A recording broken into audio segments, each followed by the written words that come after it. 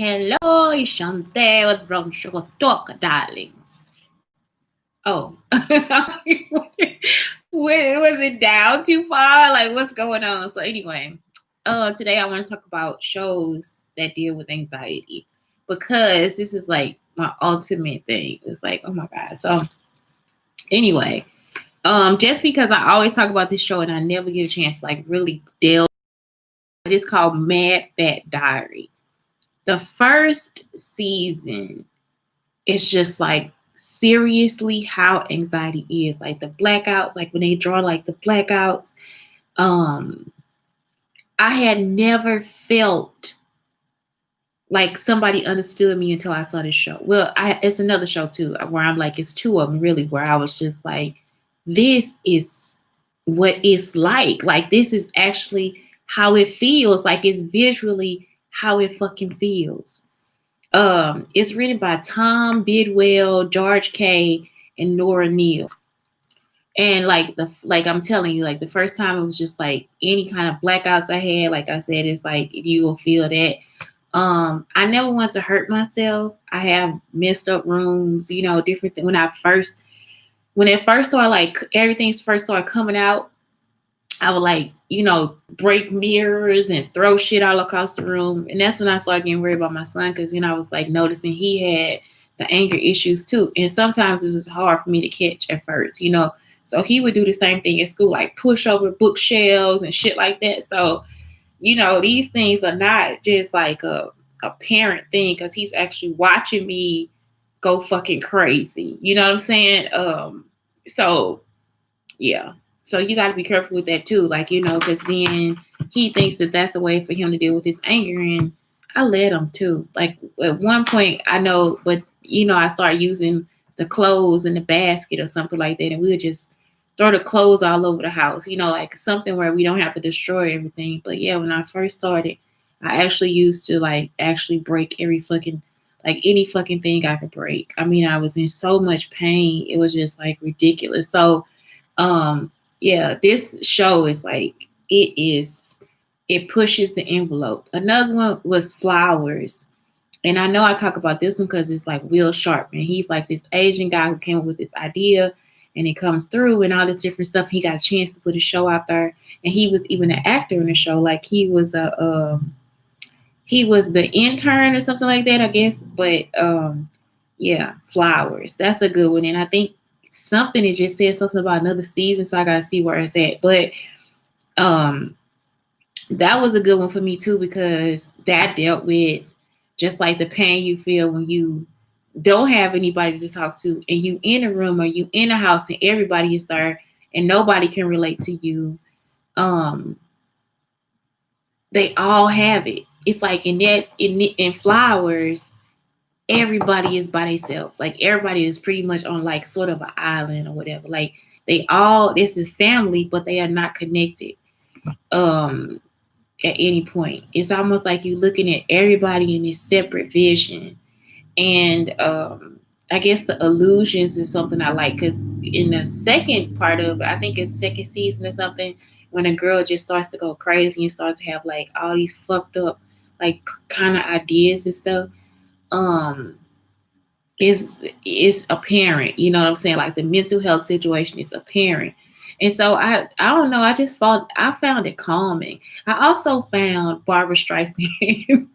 Barbara Streisand was like my go-to. I was like, Barbara Streisand. Like, people call me, I just be crying and funny girl. It's like I should be a funny girl. It's like so crazy. But Barbara Streisand was like a serious part. Like when I first got depressed, Barbara Streisand is fucking Shameless. Like I watched all the Shameless. Like I was paying money to watch. Like I'd be like underground looking for like black. I mean, I'm talking about.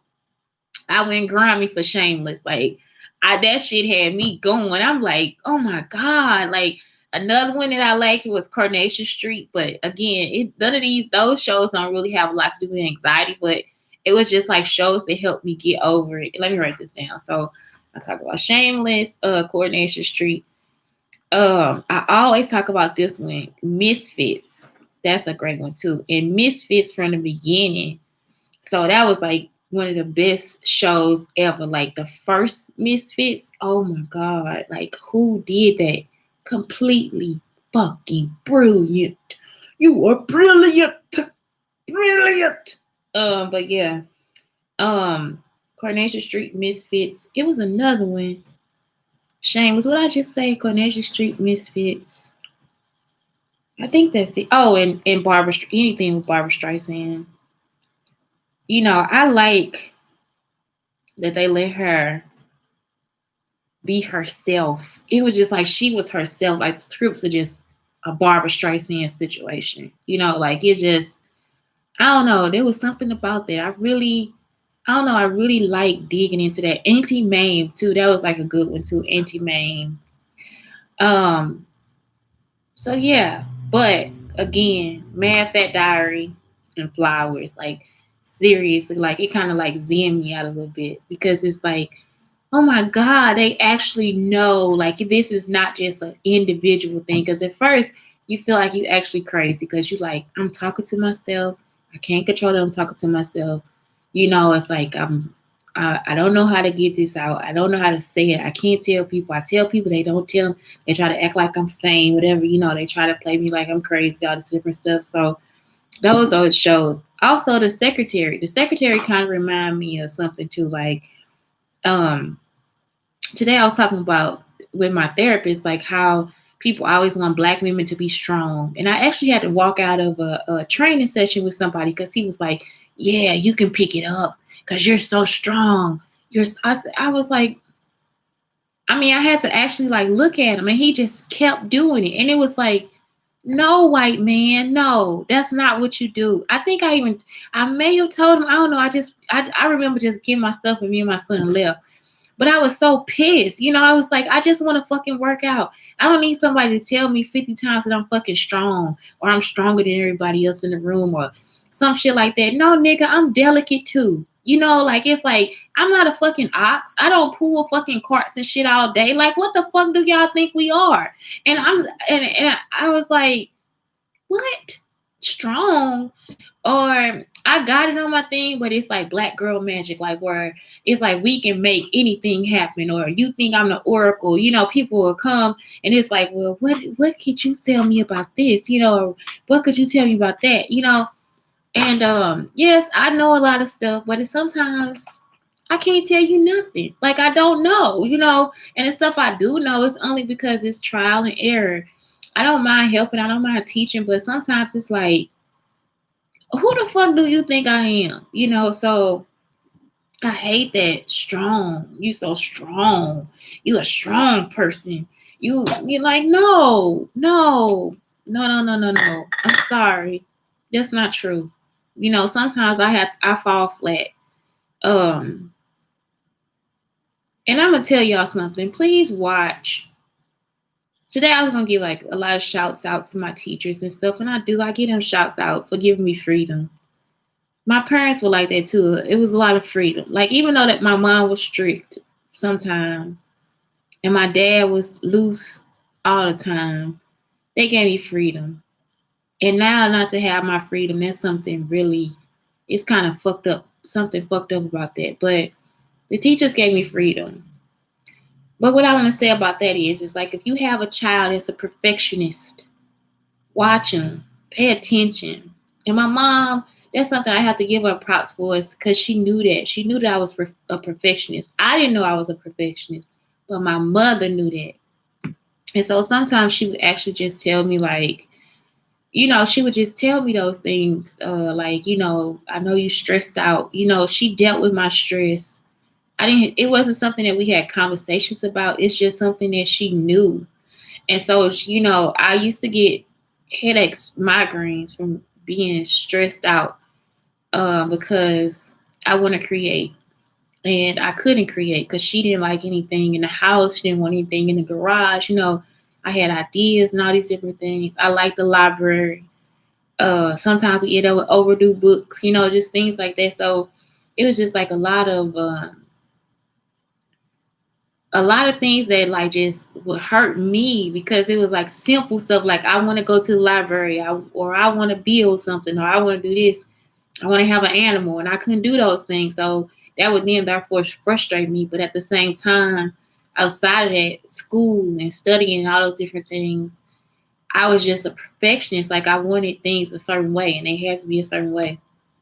And so I don't know. I think if you have children that way, just pay attention because I think ultimately that's where the problem begins. Like everybody thinks it's like a cute thing, everybody thinks it's like fantastic, everybody thinks it's, but they are highly stressed out. And I'm just telling you from now becoming an adult and now becoming a hippie and loose with my schedule and all this different stuff. And that shit took some time. Like even now, I'm still like, this boy needs to be learning. Like, you know what I'm saying? I think I'm going to say his ABCs while he's sleeping. You know, like, I'm just like, I just really want to be like, maybe I need to spill some words. I mean, I'm serious. Like, and I'm not joking. Like, I actually think this all day. Like, maybe we should do some jumping jacks. Who the fuck knows? Like, all day I'm still thinking about all this stuff. So even to get to this point of being open to a new schedule and a new way of life and all this different stuff, that's a lot. Like it's a lot of stress. Like I start off with the stress. So, and people don't know that. Most people just, oh, that's whatever. Are you okay? You just tell you okay, it's okay. And then your body and your skin is crawling, and in your mind it's starting to wave, and even your teeth start to hurt sometimes. Like it's a lot of shit that happens, you know, like it's just like a lot of shit that happens. I think that's why they say anxiety is like a super sensitive thing. But what I'm saying is pay attention to them. If you notice now, just so they don't have problems later. Because I think it's always the kid that everybody think it's like, oh my God, they'll be okay. They, you know, they'll no matter what, they'll be fine. You know, and we say that in the classroom too. They always say, you always got that kid that's always gonna do it. I'm here to tell you that even if I was the kid that could do it, it would have still been nice to have somebody to like talk to, or somebody that could have been a lifelong friend, or somebody something. You know what I'm saying? Not to always be different, because that kid is still different, because that kid can make it. They still need somebody to have those like high knowledgeable conversations with. You know what I'm saying? It's like, I don't know how to put it. It's like something like that's what's missing right now. Like I feel like that. I feel closer to it when I'm like looking at the forums and listening to other people talk about education and what they're gonna do and how they're gonna move through and all those different things. I want to cry for myself right now. But what I'm saying is, even though that kid got it, make sure that you take care of that kid too. And that's all I'm saying. It's like, I don't know. I feel like if people would have just checked in with me more, I probably never would have had those situations. Um, yeah. So anyway, that's all it is. It's just I would like to give thanks to my teachers. I had some great teachers, open teachers, wonderful teachers. Worst teacher was my glass blowing teacher because he a racist. Yeah, SIUE. But other than that, I had some really good teachers. I'm talking about for real, for real. That's the only complaint I have is one teacher. Out of all those years of school, one teacher is the worst teacher of my life. And I think it's because he might have like syndrome or something. You know, he got a lot going on. He got a lot of problems. I think I saw him too one day, following me or something. Like I don't know this dude, but he hated me. He hated me. My ceramics teacher, even though he said what he said, he thought I was like a good artist, you know, but he couldn't take it. He couldn't take me at all. So I wasn't brilliant enough for him, you know. I don't know what it was, but I know it had something to do with the color. So I'm just saying, you know, I don't know, but yeah, I had some good teachers. I have been blessed with wonderful educators that allowed me to, not allow me, but just taught me how to be more open with myself and what I'm doing. And even with that, with me being an artist at this time, or ever being an artist, if you knew how analytical I was at some point, so how which I love research, but the research would actually drive me to want to create. So I don't know. That's the whole thing. It's like the research drives something else. Having the knowledge creates the visuals in my head. So I don't know. I feel like the teachers they were equally magnificent. Like I have actually been able to learn from magnificent people. And I really do thank you for that. I thank you for not being racist or judgmental or evil. I really do. Like I thought about that today. I was riding on the bus and I thought about I just thought about it all the way through. One of my teachers was killed, Miss Thompson. She was the principal at Eastside High School, and somebody came into the car and shot her because he got put out of school. But for real, I have been blessed with great teachers.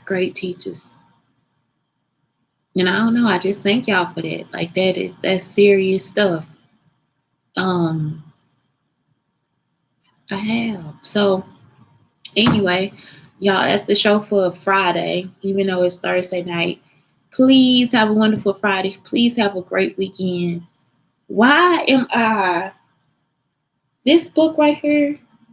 Vashti Harrison. It is actually a woman. I hope I didn't do it in this show and call her a man, but it's a beautiful woman. A beautiful woman. Look at this. Oh my God.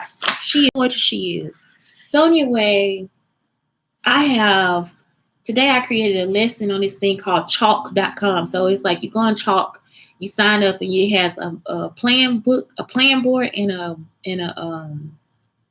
I put that on there too, but a plan board and a mark board. So the mark board is for grades and the plan board is for lesson planning.